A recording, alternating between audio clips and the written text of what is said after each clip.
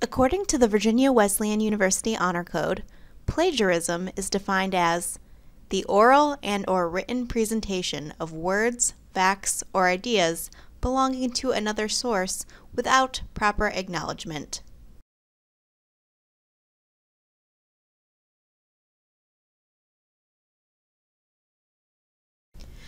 Copying a friend's response, or not using citations. All those things are plagiarism. Everyone cites stuff all the time, and not just in an academic environment. Here's an example. Your roommate walks in the door and says, "Apparently there's a huge inflatable whale here." You will probably immediately ask questions such as, what? Today? Where is it? How do you know? Citation seeks to answer the basic questions, what, where, when, and how. If your roommate says, "I saw a picture of it on VWU's Instagram account," she is giving you a citation.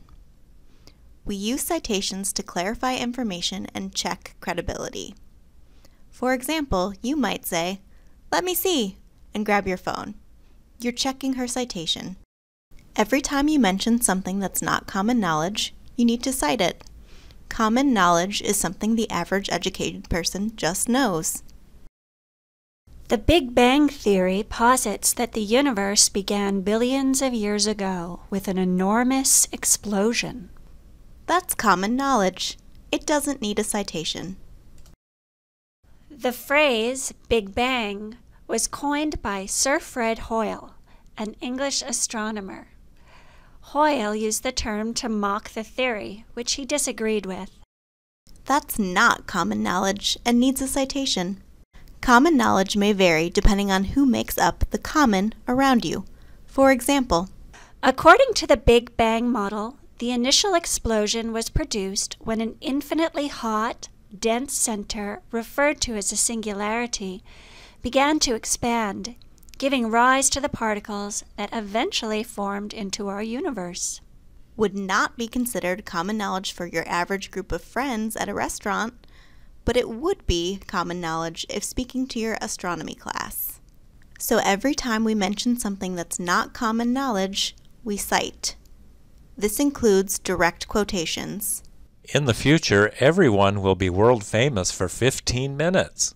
As well as paraphrasing. In 1968, Andy Warhol said we'll all get our 15 minutes of fame.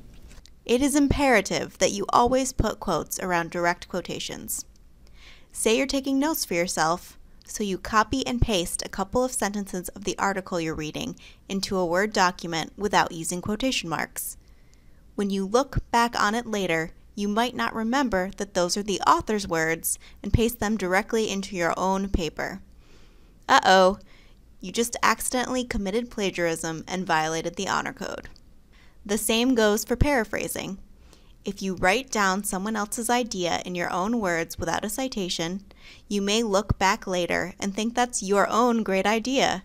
You just accidentally committed plagiarism again. Plagiarism is like speeding. Even if you are unaware, you're still in big trouble if you get caught. The best way to avoid ending up in a mess is to cite as you write. Before you start taking notes, make a citation for the article first.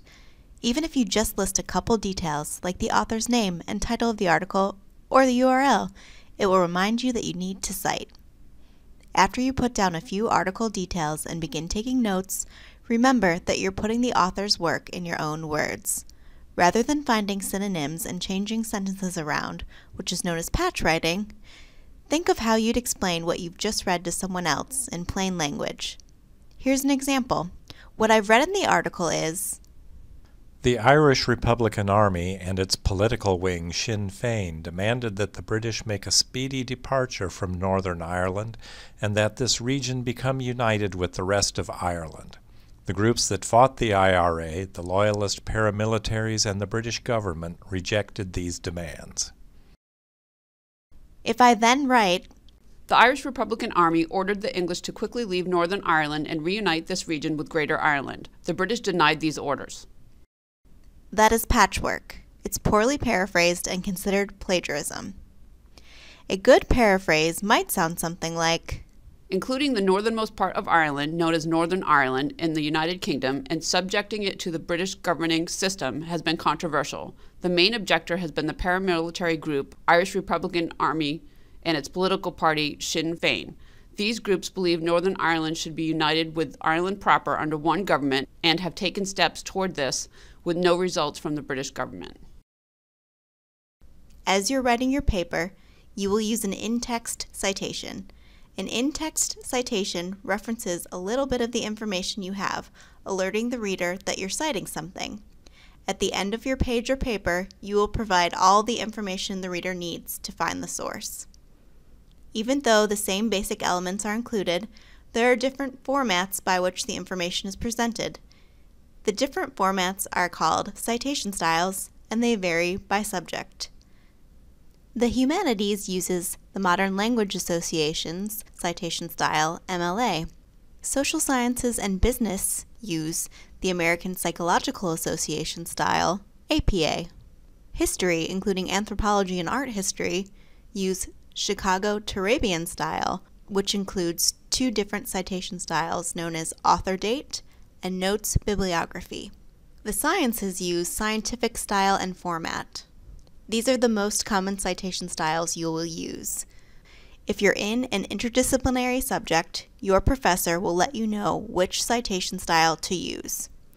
The library provides access to the published guides for the most popular styles. If you have questions, please don't hesitate to contact the library or the Learning Center.